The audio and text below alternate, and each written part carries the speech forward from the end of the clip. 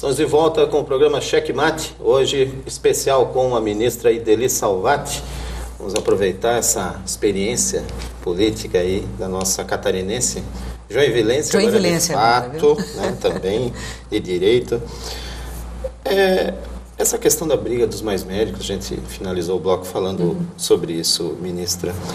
Tem outras brigas aí grandes que vocês estão enfrentando, não só no Congresso, que essa relação com os aliados deve ser, nós já vamos falar sobre isso, deve ser difícil, no Mais Médicos, e também a questão da espionagem agora nos Estados Unidos. Tem pré-sal, tem Petrobras no meio. Como é que está essa situação? Como é que vocês estão vendo? Porque é delicado tratar, porque é o parceiro comercial, não é?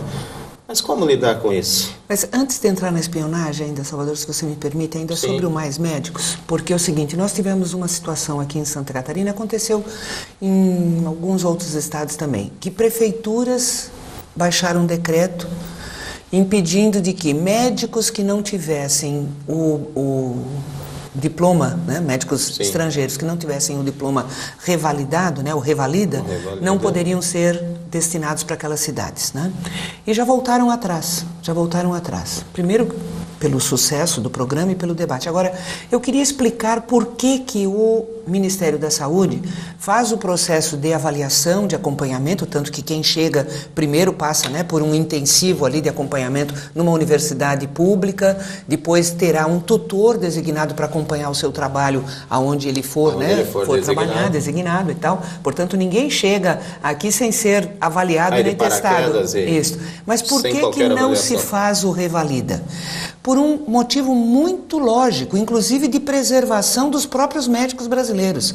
Porque é o seguinte, se o médico com diploma estrangeiro, né, um médico estrangeiro ou um brasileiro que tem um diploma, né, num outro país, ele fizer o revalida, ele com o diploma revalidado, ele não é obrigado a ir para aquele programa de atenção básica de saúde, do posto de saúde do programa Mais Médicos, da saúde da família. Não, ele com o diploma revalidado, ele vai trabalhar aonde ele quiser e competir com o médico brasileiro. Ou seja, ia concentrar da mesma forma. Ia ficar igual, exatamente, com uma concorrência maior, que não é esse o objetivo, porque o objetivo do Mais Médicos é exatamente a gente poder colocar médico aonde não tem, e para atender atenção básica de saúde, que é o posto de saúde. E como está isso?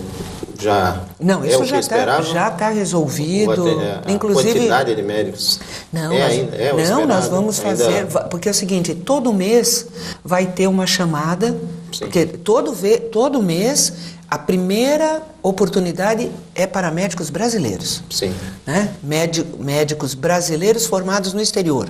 E por último, não havendo número suficiente, né, para cobrir, aí é médico estrangeiro formado no exterior. Grande luta. Foi uma grande luta, mas eu acho que de coragem da presidência. Porque as entidades classistas, eles reagiram muito forte e reagiram de forma absolutamente equivocada, né, com preconceito, entende? As cubanas têm cara de empregada doméstica. Acho que a imprensa tem também um papel preponderante médica nisso doutorada, entende? De não mediar isso melhor, foi algo... E a espionagem? Então vamos falar da espionagem. Bom, em primeiro lugar, a presidenta tomou algumas atitudes. Primeiro, o jogo duro, né, com os Estados Unidos.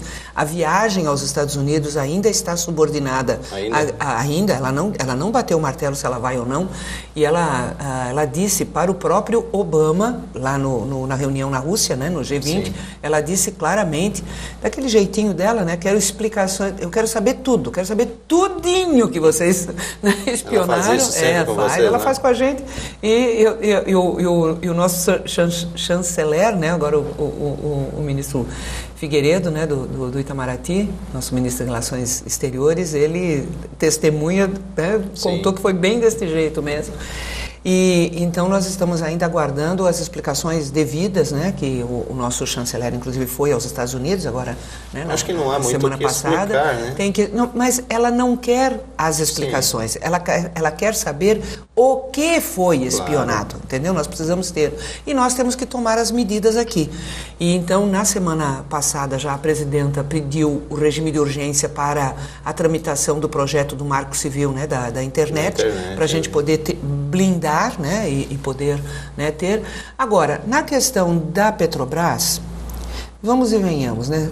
Boa parte das pesquisas e dos equipamentos e das empresas que trabalham em parceria com a Petrobras são empresas internacionais. Sim. Portanto, os dados, eles têm uma circulação no mundo deste setor. Sim, é né? Um negócio e o leilão, de alta tecnologia e envolver muita gente estrangeira. Não há como manter alguns dados. Não tem como. Inclusive é o seguinte, porque nós estamos com o leilão do maior, né, da maior área de petróleo. Está mantido? Está mantido. Mesmo? O leilão de Libra está mantido e não será revogado em hipótese alguma.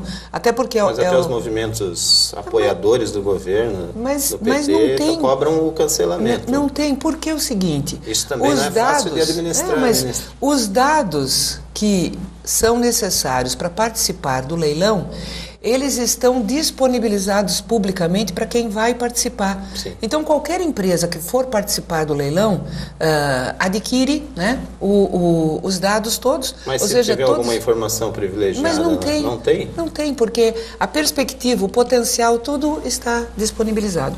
E veja bem, nós não podemos abrir mão deste leilão, além de ser o maior do mundo, né, a maior área descoberta, né, no último período, e o maior leilão.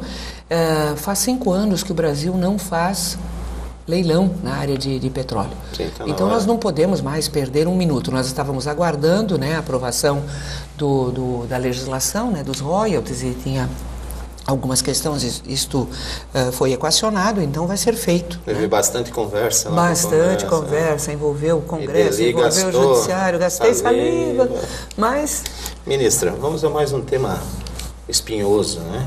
Questão da ação penal 470, mensalão, que agora empatou lá no STF, essa coisa se arrasta desde 2005, a ministra era senadora, né, ficou reconhecida por essa luta feroz, que foi aquela briga com senadores, né? Acompanhei isso também de perto.